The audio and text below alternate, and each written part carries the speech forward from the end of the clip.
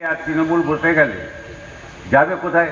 সেই লোকগুলো, সেই মানুষগুলো আপনাদের সঙ্গেই আসবেন।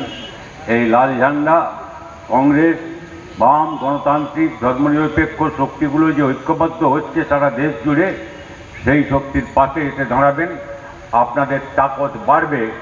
খালি দিল্লির থেকে ওকে নামিয়ে দিয়ে নয়, বাংলায় এই 2011-র পর আজ পর্যন্ত আমরা যা দেখছি, যে সরকারকে আপনারা দেখেছেন, আমাদের হয়তো ভুলে গেছেন, কারণ 11 সালের আগে দীর্ঘ 34 বছর, কিন্তু যে সরকারকে আপনারা দেখছেন, এই সরকারকে টেনে নামানোর দরকার হবে এবং সেই শক্তি আপনাদের হবে। আমি আপনাদের এই প্রসঙ্গে আরও বলতে চাই যে লোকসভা নির্বাচনটা খালি লোকসভা নির্বাচন হচ্ছে না, খালি এমপি নির্বাচন করে আপনাদের কাজ শেষ হয়ে যাবে। এটা হচ্ছে ওই যে আগের লড়াইটা আসছে, এরপরে বিধানসভা নির্বাচন, সেটা 2 বছর হয়তো অপেক্ষা করবে না। তার জন্যে আপনাদের প্রস্তুত থাকতে হবে, আর এই সরকারকে, তৃণমূল সরকারকে এখানে ক্ষমতাচ্যুত করতে হবে। লড়াইটা একটাই। এরপরে হয়তো আপনাদের পুরো নির্বাচন থাকবে, পরে পঞ্চায়েত নির্বাচন দেরি আছে, এখন হবে, জানি না এই পঞ্চায়েতগুলো থাকবে কিনা। সমবায় থেকে আরম্ভ করে, স্কুলের ম্যানেজিং কমিটি থেকে আরম্ভ করে কত কী সব আছে।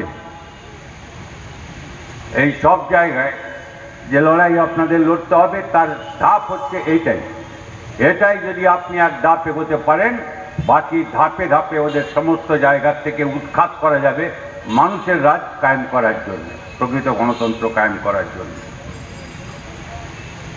একথার ভিত্তি কি আমি আপনাদের বলছি, আপনারা যারা কাগজ পড়েন, আমি তো 3খানা কাগজ না হলে আমার হয় না সকালবেলা, আমি টিভি খুব একটা দেখতে পারি না। টিভি মিডিয়ার যারা আছেন তারা কেউ রেগে যাবেন না, তার কারণ ওটা দেখার সময় হয় না। তারপরে এত বিজ্ঞাপন, তারপরে একই কথা বারবার, একটু ভারী মুশকিল আছে। তারপরে কে কী বলছে ঠিক নেই, কিন্তু কাগজ পড়া, তারপরে আজকাল এটা হয়েছে নেট, দুনিয়ার খবর পাওয়া যায় এখানে। পৃথিবীর প্রান্তে কী হলো তা জানা যায়।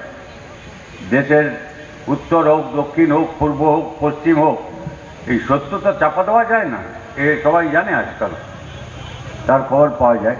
এই সব খবর যা আসছে আপনারা নিশ্চয়ই কিছু দেখেছেন। সেগুলো কি? 4 দফা ভোট হয়ে গেছে, 1 দফা, 2 দফা, 3 দফা করে 4 দফা, আর এই প্রত্যেকটি দফায় মোদির দফা রফা হচ্ছে। ইনি বলেছিলেন যে আব কি বার 400 পার। আরে 400 পার কি, আপনি 200 পার হতে পারবেন না, জেলে লিখে রেখে দিন আপনি। এই হতে যাচ্ছে যা, ওর মাথা খারাপ হয়ে যায়, ওর হচ্ছে, ওর দিদিরও হচ্ছে। এরকম হলে মাথা খারাপ হওয়া খুব স্বাভাবিক। প্রথমটা খুব আরম্ভ করেছিলেন গালিগালাজ করে, এটা ওটা করে, জাতি ধর্মবিদ্বেষ, ঘৃণা ছড়ানো ইত্যাদি ইত্যাদি। প্রথম 2 দফার ভোটের পর উনি একটু ঘাবড়ে গেলেন, একটু নরম নরম কথা বলতে আরম্ভ করলেন।